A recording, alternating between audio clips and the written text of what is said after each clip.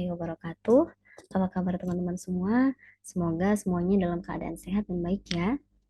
Kembali lagi bersama saya Mirda Haliana dalam mata kuliah Bahasa Indonesia pertemuan yang ke-11. Pada pertemuan kita kali ini, kita akan sama-sama belajar mengenai ragam dan laras bahasa. Mari langsung saja kita mulai ke pembahasan. Ragam bahasa. Menurut Kamus Besar Bahasa Indonesia, ragam bahasa bermakna variasi bahasa menurut pemakaian, topik yang dibicarakan, hubungan pembicara dan mitra bicara, dan medium pembicaraannya. Berdasarkan hal tersebut, maka dalam berkomunikasi, seseorang perlu memperhatikan aspek sebagai berikut.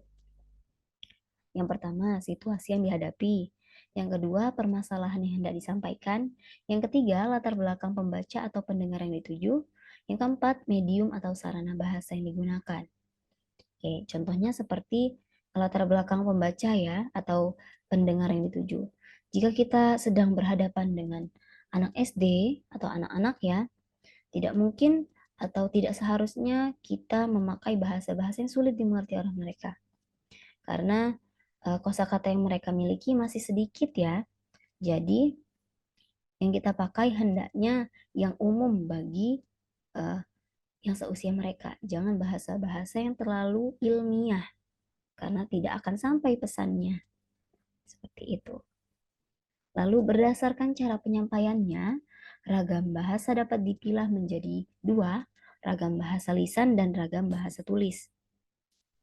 Berdasarkan situasi pemakaiannya, ragam bahasa dapat dipilah menjadi ragam bahasa formal, semi formal, dan non formal.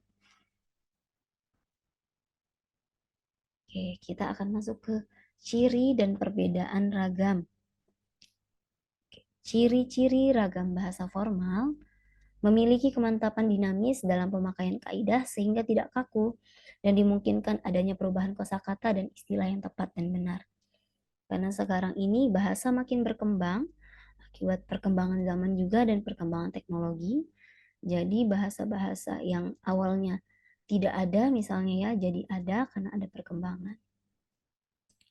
Yang kedua, menggunakan fungsi-fungsi gramatikal secara konsisten dan eksplisit. Yang ketiga, menggunakan bentuk kata yang lengkap dan tidak disingkat. Yang keempat, menggunakan imbuhan atau afiks secara eksplisit dan konsisten. Yang kelima, menggunakan ejaan yang baku pada ragam bahasa tulis dan lafal yang baku pada ragam bahasa lisan. Kita masuk ke perbedaan dari ragam bahasa formal dan non-formal. Oke. Dalam hal penggunaan kata sapaan atau kata ganti, ragam formal tentunya menggunakan bahasa yang formal atau baku, seperti saya atau Anda. Ragam non-formal bisa menggunakan gue, aye, lu, ente, situ, atau bahasa daerah lainnya, atau bahasa-bahasa yang memang sesuai dengan objek pembicaraan kita gitu ya, atau tujuan pembicaraan kita. Lalu yang kedua, penggunaan imbuhan atau afiks dalam ragam formal. Mengapa menemukan formal ya dengan kata baku. Dengan ragam non formal terlihat perbedaannya ya, mengapa apaan, menemukan jadi nemuin, atau doain, ngatain gitu ya. Jadi lebih tidak teratur gitu kalau ragam non formal. Selanjutnya dalam hal penggunaan unsur fatik atau persuasi, dalam ragam formal jarang sekali muncul, sedangkan ragam non formal dia menggunakan kata sih, deh, dong, gitu ya, kok, dan lain-lain. Dalam hal penghilangan fungsi kalimat, di ragam non formal, ragam formal tidak diperkenankan untuk penghilangan fungsi kalimat karena akan mengubah isi atau makna dari kalimat tersebut, bisa menyebabkan perbedaan tafsiran nanti ya antara penulis atau pembicara dengan pendengar. Lalu yang ragam non formal cenderung kadang menghilangkan objek atau subjek. Contohnya kepada hadirin harap berdiri. Nah, di sini tidak ada subjeknya, yang ada hanya objeknya. Kepada hadirin berarti kan hanya objek nih. Objek yang dibicarakan adalah hadirin. Harap berdiri. Lalu ada penghilangan objek. Penyiar melaporkan dari Medan. Gitu. Di sini objeknya tidak ada. Objeknya adalah apa yang dilaporkan. Penyiar melaporkan dari Medan. Di situ hanya ada kata keterangan, gitu ya. Sedangkan objeknya tidak ada. Ini cenderung pada bahasa lisan ya, kalau penghilangan subjek atau objek ini. Oke, sekarang kita masuk ke ragam bahasa lisan dan tulis. Ragam bahasa lisan adalah bahasa yang dilafalkan oleh penuturnya kepada pendengar atau mitra bicaranya. Makna yang terkandung dalam ragam bahasa lisan ditentukan oleh intonasi, seperti pada contoh kalimat, Bapak saya akan datang besok pagi. Oke, itu sudah satu makna ya. Bapak saya akan datang besok pagi. Itu intonasi yang saya ucapkan. Berarti jika dengan intonasi seperti itu, artinya adalah Bapak saya yang akan datang besok pagi. Tetapi jika intonasi yang saya gunakan seperti Bapak, saya akan datang besok pagi. Berarti yang akan datang adalah saya, bukan Bapak. Seperti itu. Jadi intonasi sangat mempengaruhi makna yang terkandung dalam bahasa lisan ya. Selanjutnya ragam bahasa tulis adalah ragam bahasa yang ditulis atau dicetak dengan memperhatikan penempatan tanda baca dan ejaan secara benar. Ragam bahasa lisan dan tulis dapat bersifat formal, semi formal, dan non formal. Dalam penulisan makalah, skripsi, seminar, ragam yang digunakan adalah formal. Sedangkan ragam bahasa semi formal dapat digunakan dalam perkuliahan atau pengajaran di sekolah-sekolah ya. Dan ragam non formal digunakan dalam interaksi keseharian. Selanjutnya kita akan membahas laras bahasa. Laras bahasa adalah kesesuaian antara bahasa dan fungsi pemakaiannya. Laras bahasa juga dikenal dengan gaya atau style. Laras bahasa terkait dengan lingkungan bidang pemakaiannya. Bidang pemakainya. Laras bahasa tidak terlepas dari dua konsep, yaitu pengguna. Pengguna ini maksudnya adalah penutur atau penulis, dan penggunaan. Pengguna adalah orang yang menggunakan bahasa yang menyebabkan timbulnya dialek. Sedangkan penggunaan adalah bagaimana sesuatu bahasa itu digunakan secara berbeda-beda dalam berbagai situasi.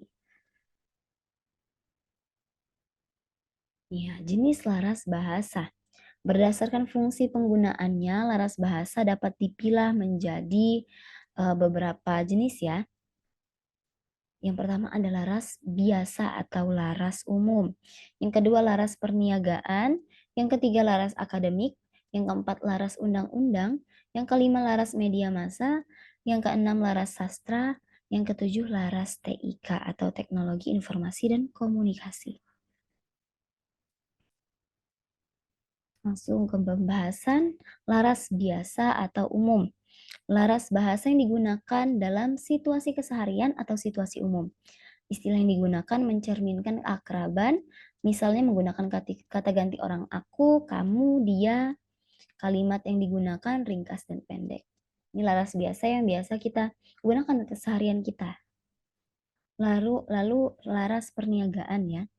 Nah, laras perniagaan ini menggunakan gaya bahasa yang digunakan biasanya bersifat membujuk dan mempromosikan barang atau jasa.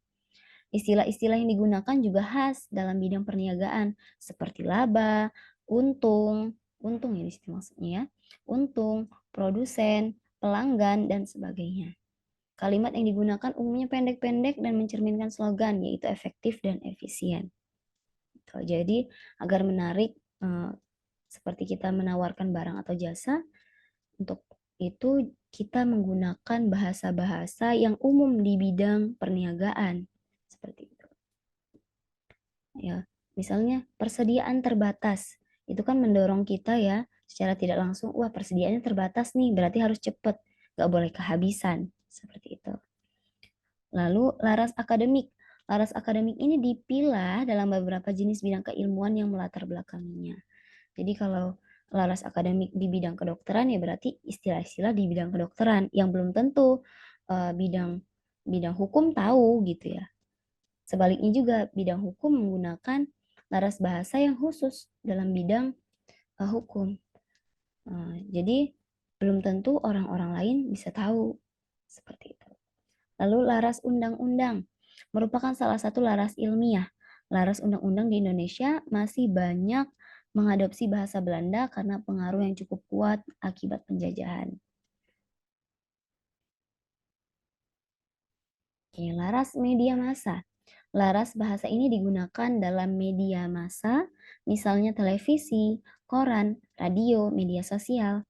Meskipun kosakata dalam laras ini bersifat ilmiah, tetapi berita di media massa tidak dikatakan sebagai karya ilmiah karena tidak ditulis berdasarkan langkah-langkah ilmiah.